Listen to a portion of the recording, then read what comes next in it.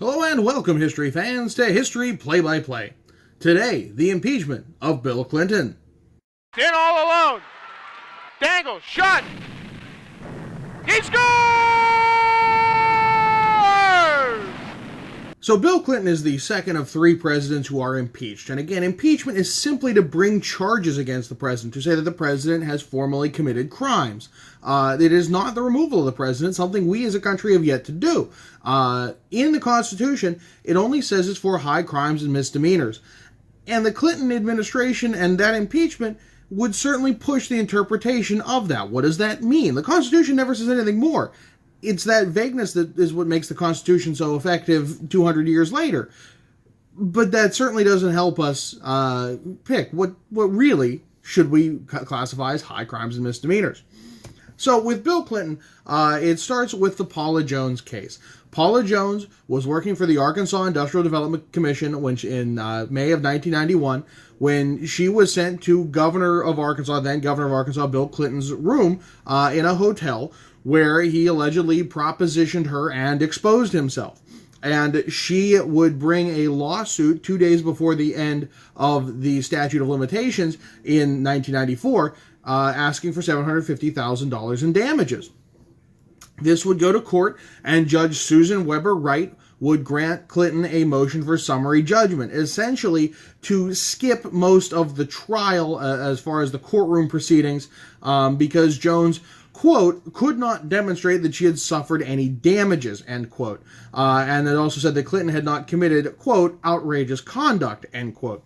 The definitions and what we consider to be outrageous differ wildly from 2020 to 1994. It's kind of astonishing looking back. She would appeal to the Eighth Circuit Court of Appeals, and they would be a little more understanding and sympathetic to what Jones was asking. So Clinton changes tack, and Clinton's a lawyer, so he knew a lot of these things. He and his defense team say that you cannot sue a sitting president for something that happened prior to the presidency. Sue for something during the presidency, fine. This happened before Bill Clinton was elected president. So they say they should be delaying the court case until the president's term is over.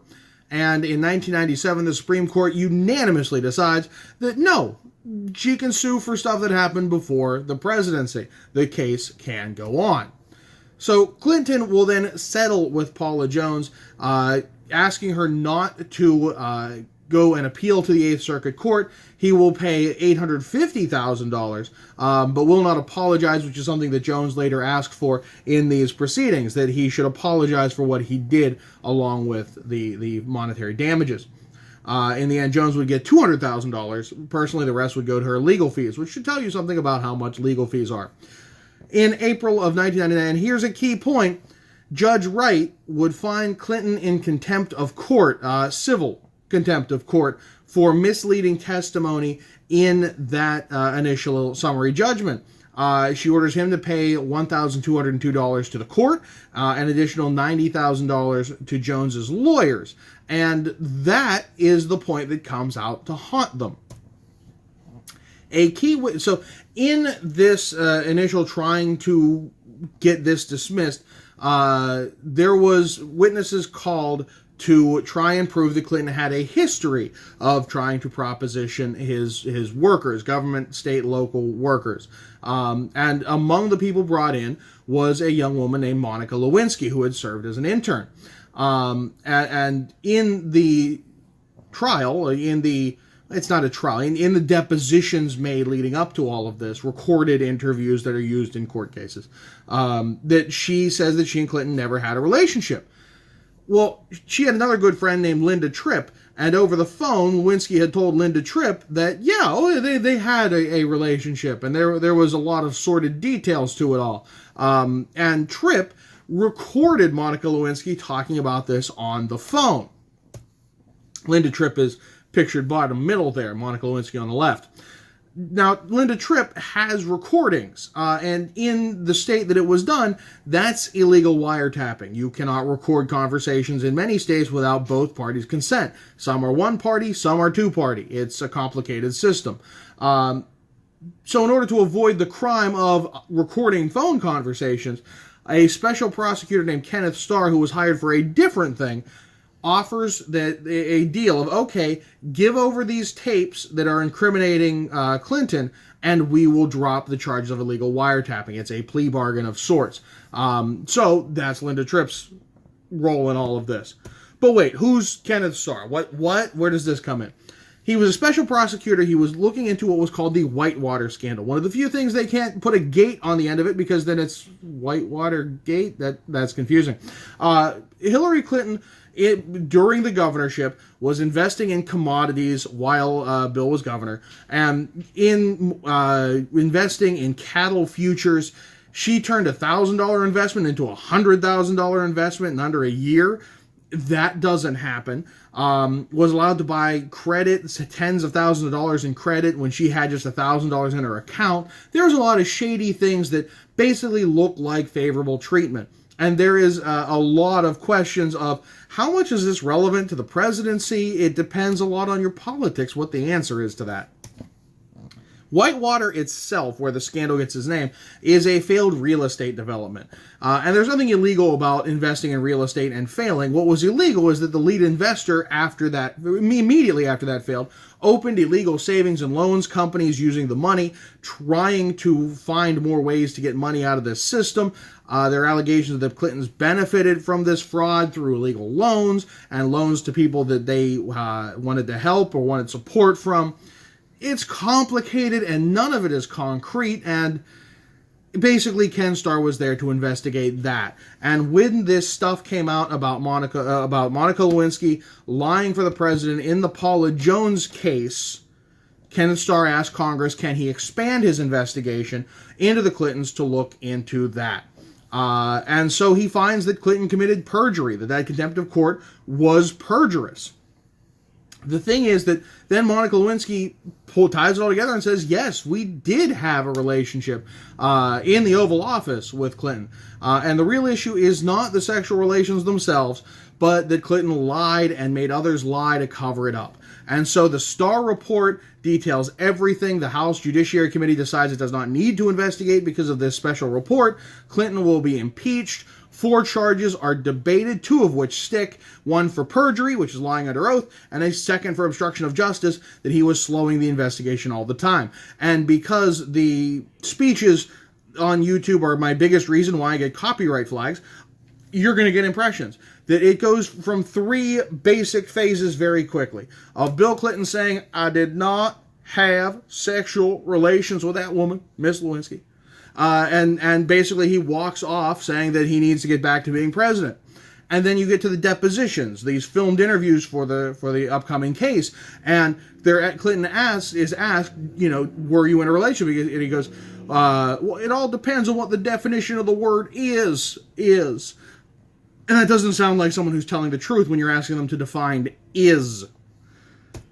And before long, it does come out that Clinton holds a special Oval Office speech that, indeed, I did have a relationship with Miss Lewinsky, and it was not appropriate. In fact, it was wrong. And that's when everyone's, well, okay, the jig is up. It went from, if nothing else, you lied to the American people, barefaced, right there in that speech, saying you did not have sexual relations when you did. And that is a major shake to his credibility. Meanwhile, in the House of Representatives, there are 4 cases of marital infidelity that go on while the voting is happening. All of those come out. There's a lot of calls of hypocrisy. Bill Clinton initiates a bombing of Iraq, and everyone says you're just trying to distract from it, called Wag the Dog. You can look that up as a whole separate thing. It was a movie that's based on. The movie's not based on what happened. What happened is based on the movie. Life imitates art. And so it gets very confusing.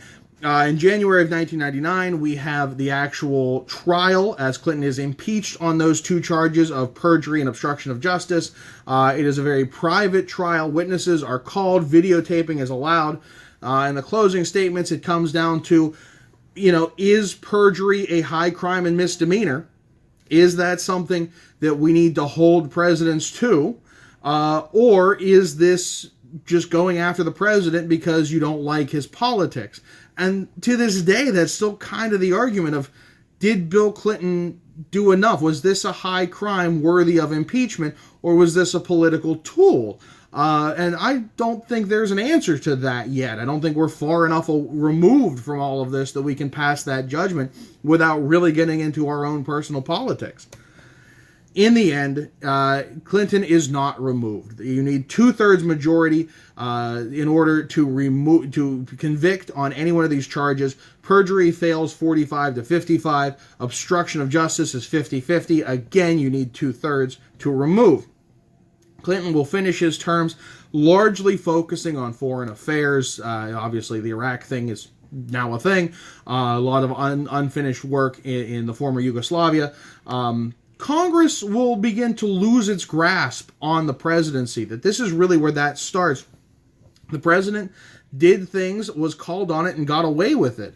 And since then, we've seen very, very powerful presidents. And this is a large reason why. And again, we're not far enough removed to see all the impacts of it.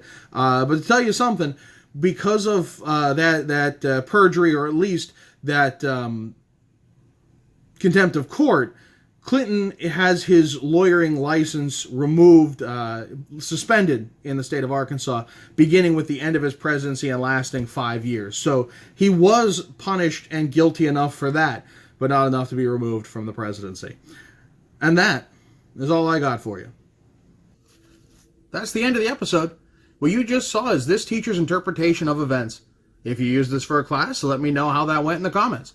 Don't forget to like and subscribe. And if you can figure out how today's jersey matches the content, let me know in the comments. That's extra credit. I'm John Baranowski, and thanks for watching.